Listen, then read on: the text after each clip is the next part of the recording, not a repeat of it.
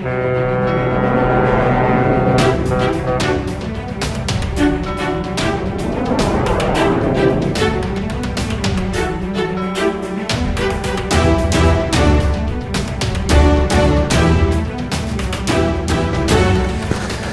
I'm Paul Madden, and I'd like to welcome you to the Yacht Channel's new series that we are producing to go out on the Heroes channel. The Yacht Channel features only the very best videos covering the world of yachting. We showcase videos on new yachts and also on the shipyards and designers who make them. But that's only a part of the overall yachting story. We'll share with you videos of submarines, yacht helicopters, tenders, and even the preferred private jets and cars that go with the yachts. And since technology is a key part, we're going to look at underwater sonars and ROVs, and we'll keep you up to speed on what the military and the commercial ship makers are doing. There's so much to show you, so let's get started.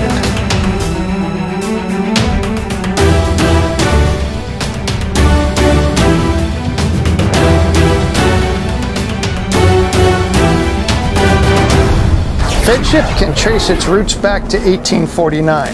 The original yard joined with the Van Lent family in 1927, and then in 49 they founded Fedship, together with the DeVries shipyard.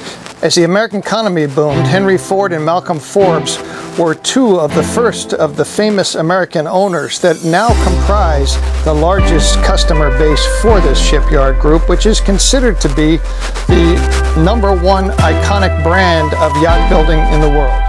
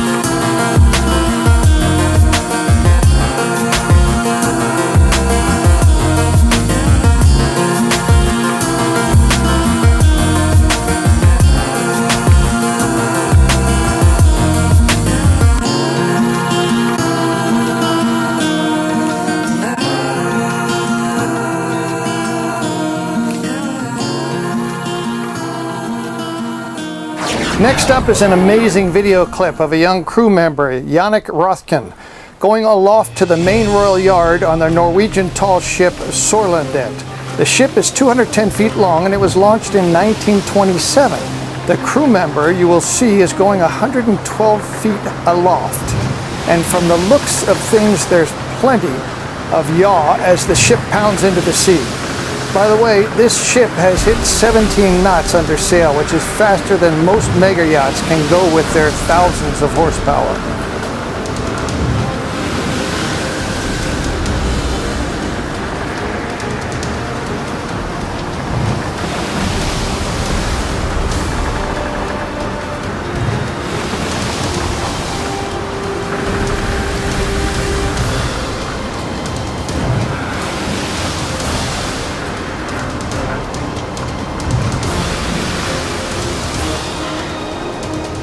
And now here's a teaser for a new Triton submersible that is one of the most sought after yacht toys.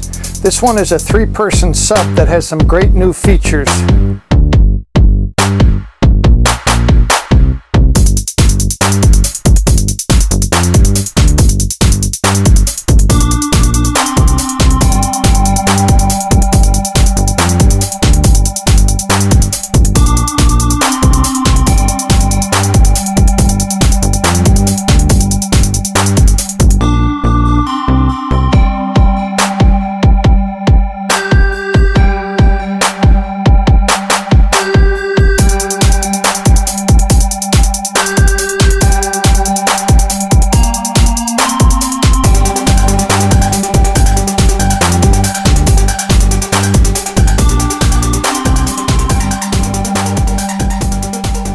And from our vintage yacht collection, please enjoy the presentation on one of the greatest yachts ever built, the steamship Commissioned by Horace Dodge, the car magnate, and equipped with quadruple expansion steam reciprocating engines of his own design, Delphine was launched at the Great Lakes Engineering Works in Detroit, Michigan in 1921, sadly 4 months after her owner's death.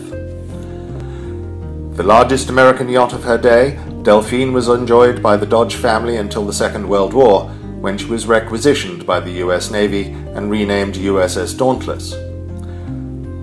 Although she never saw combat, she hosted meetings of the Allied powers, including Roosevelt, Churchill, Truman, and Molotov. Following the peace, Delphine returned to the Dodge family until she was sold in 1968. She passed through many hands until 1997, when she was purchased by her current owner in Marseille in a state of disrepair and dereliction. Detailed plans from her original build were found, and Delphine was completely rebuilt and returned to her former glory. She was rechristened in September 2003 by Her Serene Highness Princess Stephanie of Monaco. Delphine is 258 feet long, has a beam of 35 feet, is SOLAS rated as a passenger vessel, and accommodates up to 28 guests. As one might expect with such a large vessel, the interior space is impressive, and there is also much more deck area than one finds on a modern yacht. The promenade deck really deserves the name, with enough width to walk 3 abreast. Aft on this level is a spectacular table seating 28 for alfresco meals, forward of which is a bar and the entrance to the Delphine Lounge. Further forward on the promenade deck is the smoking lounge with leather button-back Chesterfield furniture, which no doubt witnessed important discussions on industry, politics and war. The boat deck above is a little less formal, with comfortable steamer chairs, a swimming pool and a bar. On boarding the yacht from the gangway aft, the main deck leads to the largest of the 4 saloons aboard Delphine. The music room, with a Steinway grand piano and generous bar, can be opened to the aft deck to accommodate large parties and functions. The formal dining saloon, forward on the main deck, is an exact replica of the original, from the Tiffany-designed dome in the center of the ceiling to the 3 large and 2 smaller dining tables, custom carpeting and intricate paneling. The accommodations aboard Delphine are extensive and luxurious. The owner's stateroom and VIP stateroom on the main deck are truly spectacular, with mahogany paneling and marble and onyx bathrooms. The other staterooms are predominantly aft on the deck below, reached by a staircase from the lobby. Opening off a central corridor, these staterooms with ensuite bathrooms are very much like one would expect to find in a luxury hotel. In a luxury hotel, one would also expect to find more than reception rooms and bedrooms.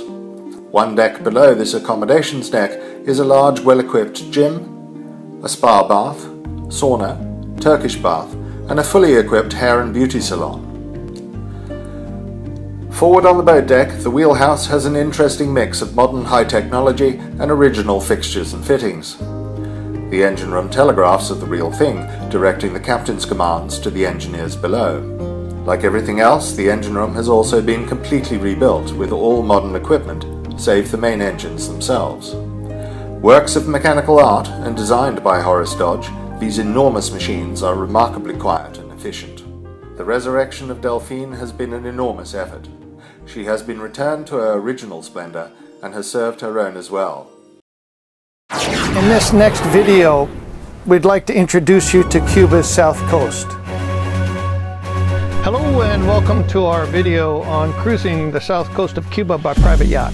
A lot of mariners don't really appreciate how big Cuba is as a cruising ground. You have to remember that the island is over 700 miles long, and on the south coast you have archipelagos that are comprised of thousands of islands and cays. And this south coast, in terms of shoreline, is well over 1,000 miles of shoreline, with a lot of ports and a lot of very significant cities. Santiago de Cuba, on the southeast corner of the island, is the second largest city in Cuba, well worth an extended visit. And so is Cienfuegos, which we'll get into shortly, and that is really the yachting center of the south coast. If you're coming from the north, you're probably going to want to stop off in Havana.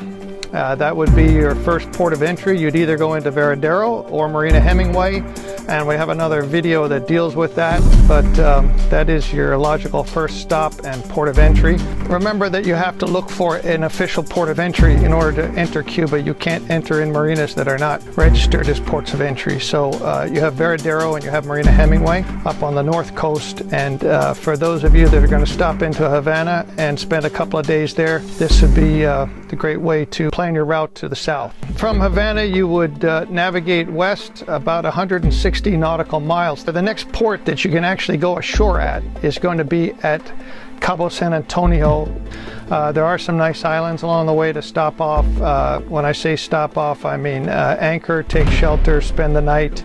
But the western end of Cuba is full of some of the greatest tobacco farms. It also, you can take an overland tour to Viñales, and the Maria La Gorda National Park. It was declared a World Biosphere Reserve by UNESCO. From Maria La Gorda, your next port of call would be 90 miles east, and that is Punta Frances on the Isle of Youth. There's a marina there, a marlin marina, where you'll clear in. This island was discovered by Christopher Columbus on his second trip to the New World. It's the western end of the Canaries archipelago, which you'll be cruising in as you go further east. It served as a safe harbor for pirates and buccaneers. This island and the waters around it are considered to be one of the most significant dive zones in the world. Its official name is Punta Frances National Marine Park.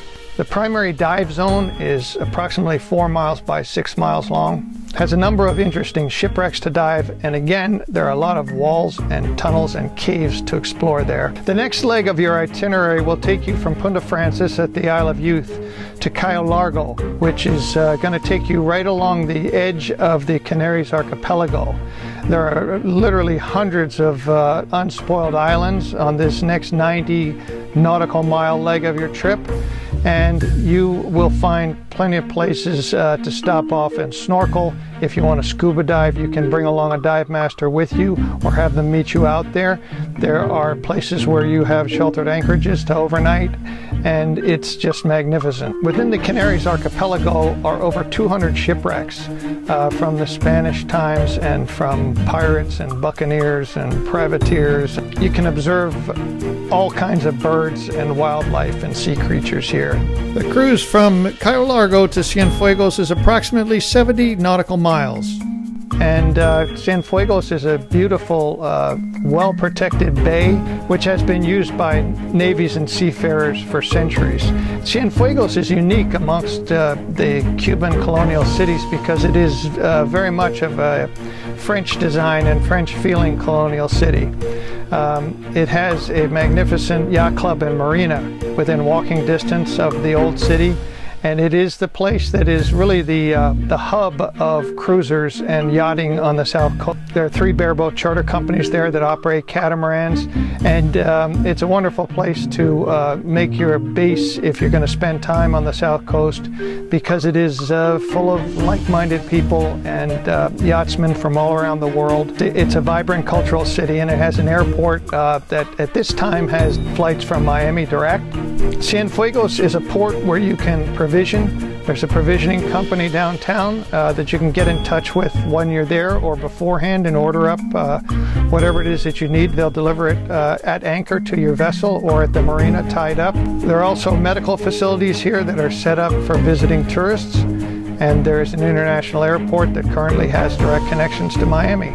There's a bar and a decent restaurant up on the top of the yacht club right in the marina. Within walking distance of the marina and the yacht club are some of the best restaurants in Cienfuegos. You will most likely also want to visit Trinidad, which is 45 nautical miles further east. You can either go there by boat if it's not too big and you can fit into the Marlin Marina, which is on the barrier island, or you could go overland, which is a beautiful drive down the coast from Cienfuegos to Trinidad. Trinidad was founded in 1514. It has a very rich history.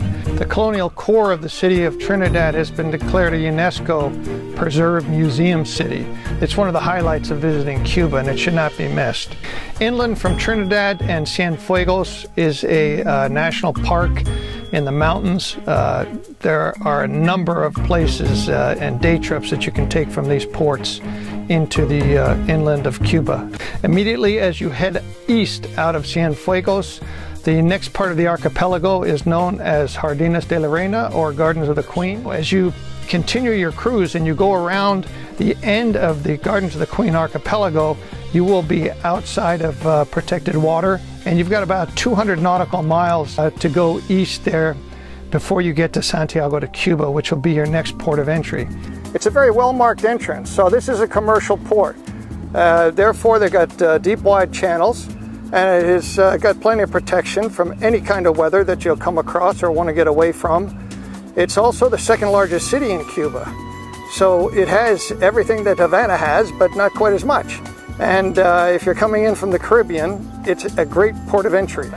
That's the short story of cruising Cuba's south coast. Our next segment, Dan Stabbert of Stabbert Maritime in Seattle will take us aboard a 172-foot former NOAA research vessel, which is just leaving Seattle to go off into the Pacific Ocean for a 30-day study of the giant pile of plastic debris that has accumulated in the middle of the Pacific Ocean. She is on a year contract to the U.S. government right now, performing fisheries and ecological studies on the west coast of the United States. She's getting ready to depart for a 1-month voyage out in the middle of the Pacific Ocean to study the debris, donut hole plastic issue that's resulting as a lot of the debris from around the Pacific Ocean is accumulating into one area they feel can be an ecological disaster. So she's going to go out and study that. There'll be about 25 to 30 people on board for the next month. She has a 9,000-mile range, and so that won't be an issue, but she'll be away from port services for well over a month, close to 35 days, with 30 people in the middle of the Pacific, so you need to take all your parts and spares with you. It's a very reliable ship. She's CPP propulsion and variable pitch. She can just cruise along at a half a knot, or you can do a solid 10 knots. She's very fuel efficient. She burns less than 800 gallons per day, which is for a 172-foot ship of this size and worldwide capability is very efficient. Very quiet, very smooth running ship, and beautiful. It's one of the prettiest research ships in the world to date. Very expensive to rebuild, to create a new asset like this with a lot of fare and camber to the decks and fairing to the hull and to the bow to the stern lines. It's a pretty ship. large back deck area, which can be used for science work. It can be used for submarines, ROVs, and if you decided that you wanted a little bit less, it would be a great area for large lounges and so forth. The ship smells fresh.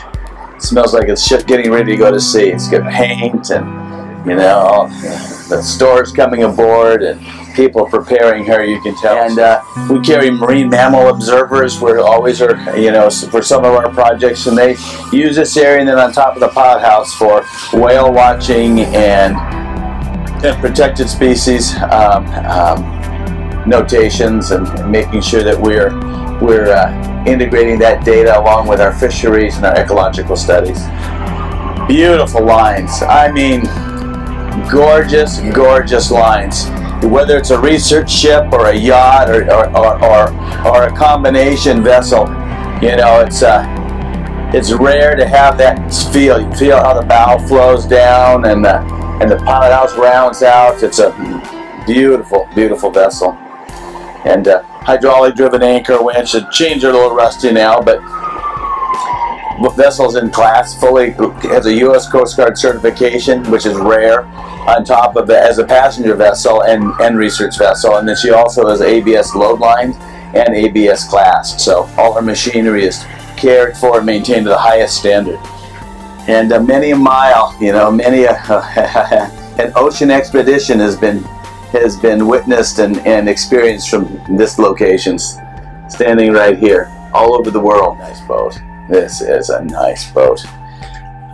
We have this cherry flooring in here and all the electronics. She's just she's set up for, you know, of course, if you convert her over to a yacht, this would be a beautiful, beautiful area for that. You could put a big settee area back in here, and you could turn this into a nice integrated pilot house lounge area here. They use this for navigation, for survey. Here's an integrated control and maintenance system. It monitors the generators and the automation of the machinery, generators, main engines. What a great area for a, you know, sun deck, and, you know, with the bimini up here and looking down over the bow. We're above the pilot house here. Good height, great visibility. She's got life rafts because she can carry up to 45 people on board. She meets passenger ship criteria for her number of life rafts that she carries port and starboard. Science cranes and science equipment, a number of hard-bottom inflatable launches on here that are used, but primarily the A-frame is used for science, for deploying scientific tools, ROVs, AUVs over the stern. And then she has other various A-frames that go off the side. They're J-frames, they're single-legged J-frames, and those are for deploying scientific instrumentation for water quality and current and salinity and coring devices and that type of thing off either side, port and starboard. Wet lab for wet lab species and bringing fish and salinity samples and anything to do with anything that's wet and caustic aboard. Set up for chemicals. This is where it's happening, the galley. Seat about 25 to 30 people in this area, so that works well. Number of staterooms up here, 4 to the dining area, the galley, and the dining area. And then of course your bosun's locker and deck machine shop here. Yeah, she carries, I think, 50,000 of fuel for 45 days, at least 45, 50 days. That's well over 12,000 miles. She has multiple water makers. Obviously twin screws, CPP propellers, 3 generators. So she can run on either one of these generators, and they're large capacity. For a lot of science, she can support a lot of science and mission related equipment. In class, she's load lined in class with a certificate of inspection by the Coast Guard on top of it. It's a very thorough set of regulatory inspections. Yeah, multiple systems for everything. These ships are meant to go offshore long distance. That's it for this initial episode of the Yacht Channel here on the Heroes Channel. Please come back and visit with us again on the Heroes Channel, where we will share our best videos with you.